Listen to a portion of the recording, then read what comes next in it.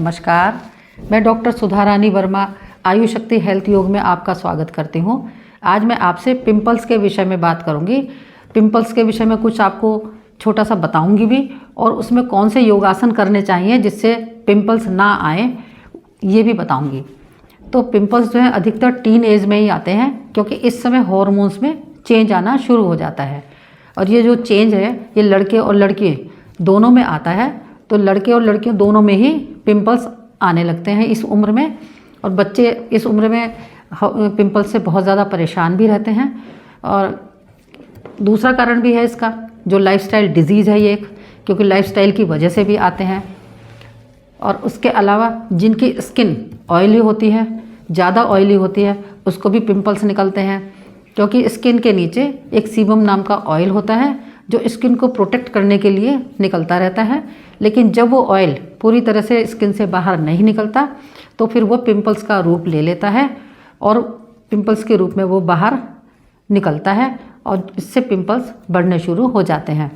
इसके अलावा पिंपल्स निकलने के कुछ और भी कारण होते हैं, जैसे फेस को अच्छी तरह से क्लीन ना रखना, या पानी कम पीना, या ऑयली स्किन ज़्यादा होना या ड्राई होना, कॉन्स्टिपेशन रहना, पेट साफ ना होना, या कॉस्मेटिक्स का ज़्यादा प्रयोग करना। इन कारणों से पिंपल्स चेहरे पर आने लग जाते हैं। तो अब इसके लिए करेंगे हम कुछ योगासन। तो देखते हैं वो कौन कौन से योगासन हैं जो हमारे पिंपल्स को कम करने में सहायक होते हैं। तो सबसे पहले करेंगे हम कपालभाति क्रिया।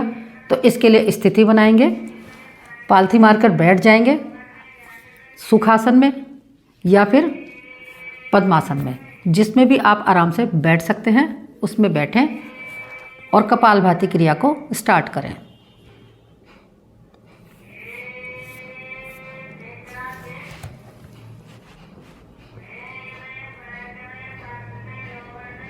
इस कपालभाति क्रिया को हमें कम से कम 10 मिनट तक लगातार करना चाहिए। पहले शुरुआत आप इसकी थोड़े टाइम से कर सकते हैं, 1-2 मिनट से कर सकते हैं। धीरे धीरे आप इसे 10 मिनट तक ले जाएं, और दिन में कम से कम 2 बार इसको करें। तो जब आप दिन में 2 बार कपालभाति करते हैं तो इससे हमारा पेट का सारा सिस्टम ठीक हो जाता है। लीवर, पैनक्रियाज, आंतें सभी की कार्य क्षमता बढ़ जाती है, और पेट का साफ होना स्टार्ट हो जाता है। जो कॉन्स्टिपेशन रहता है वो कॉन्स्टिपेशन भी धीरे धीरे समाप्त होने लग जाता है। इसलिए जिनको पिंपल्स की शिकायत है उनको कपालभाति करना बहुत ज़्यादा ज़रूरी होता है। अब करते हैं कपोल शक्ति क्रिया। ये हमारे फेस के ऊपर ग्लो लाती है, चेहरे के ऊपर ब्लड का फ्लो बढ़ाती है। तो इसको करने से भी पिंपल्स धीरे धीरे समाप्त होने लग जाते हैं। तो देखते हैं इस क्रिया को हम कैसे करेंगे। इस क्रिया को करने के लिए हमें अपने होठों को थोड़ा सा गोल करके उससे श्वास लेना है, और श्वास लेकर गाल को फुलाना है, और उसके बाद श्वास को नाक से बाहर निकाल देना है। तो देखते हैं इस क्रिया को कैसे करेंगे।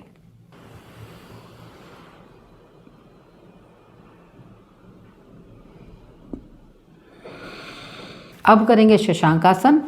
जब हम शशांकासन करते हैं तो ब्लड का फ्लो फेस की तरफ आता है और पिंपल्स को कम करने में सहायक होता है।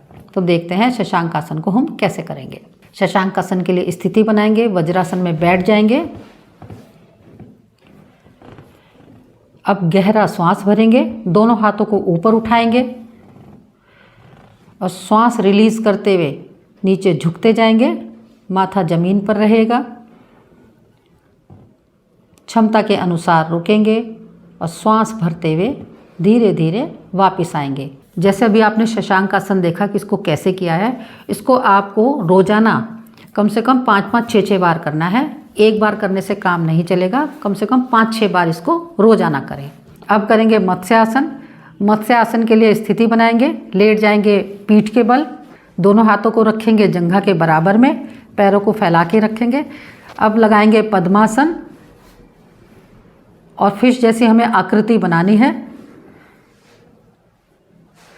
अपर पोर्शन को उठा के रखेंगे थोड़ी देर, क्षमता के अनुसार रुकेंगे और धीरे धीरे वापस आएंगे।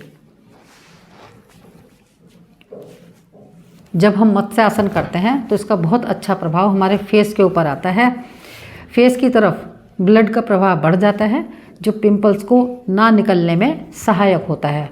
इसके बाद एक और बहुत मुख्य आसन है जो पिंपल्स के लिए बहुत ज़्यादा अच्छा आसन है, वो आसन है सर्वांगासन। सर्वांगासन के लिए स्थिति बनाएंगे, लेट जाएंगे पीठ के बल,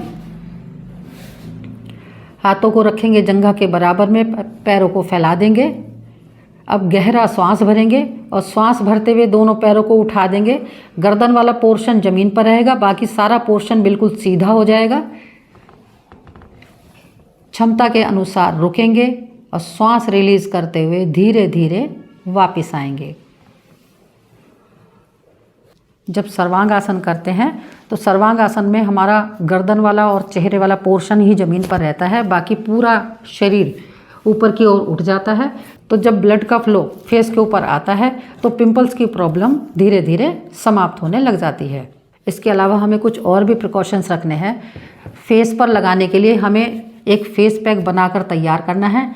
इसके लिए हमें 8 से 10 पत्ते नीम के चाहिए और 1 कप पानी चाहिए। 1 कप पानी में इन पत्तों को बॉईल कर लें। जब पानी ठंडा हो जाए तब उसमें मुल्तानी मिट्टी डालकर उसको अच्छे तरह से घोल लें, उसका पैक बना लें और चेहरे पर हर दूसरे तीसरे दिन इस पैक को ज़रूर लगाएं, क्योंकि जब इस पैक को चेहरे पर लगाते हैं तो फेस के ऊपर जो आई गंदगी है वो मिट्टी सोख लेती है और धीरे धीरे पिंपल्स कम होने शुरू हो जाते हैं और पिंपल्स के जो दाग चेहरे पर पड़ गए थे वो दाग भी धीरे धीरे समाप्त होने शुरू हो जाते हैं। तो हमें कुछ और भी ध्यान रखना है कि जैसे रोज़ाना हमें 8 से 10 गिलास कम से कम पानी पीना है, क्योंकि जब पानी हम रोज़ाना में ज़्यादा पीते हैं तो यूरिन के थ्रू गंदगी बाहर निकलती है, पेट धीरे धीरे साफ़ होने लगता है। इसलिए 8-10 गिलास पानी हमें रोज़ाना पीना चाहिए। इसके अलावा विटामिन सी का प्रयोग हमें ज़्यादा से ज़्यादा करना चाहिए। तो जब आंवले का मौसम चलता हो, सर्दियों का मौसम है तो उस समय आंवला बहुत आता है, तो उस समय आप आंवले का प्रयोग कर सकते हैं। चाहे तो आप सुबह खाली पेट 1 चम्मच ड्राई आंवला पाउडर की फंकी ले लें, या फिर आंवले को किसी भी रूप में, चटनी के रूप में या उसको बॉइल्ड करके मिश्री मिला करके भी खा सकते हैं, भोजन के साथ अचार के रूप में भी खा सकते हैं। तो आपको आंवले का प्रयोग किसी ना किसी रूप में रोज़ाना करना है। जब आप इस तरह से रोज़ाना आंवले का प्रयोग करेंगे, पानी ज़्यादा पिएंगे, चेहरे पर फेस पैक लगाएंगे और योगासन करेंगे तो ऐसा हो नहीं सकता कि आपके पिंपल्स ख़त्म ना हो, पिंपल्स जड़ से ख़त्म हो जाएंगे।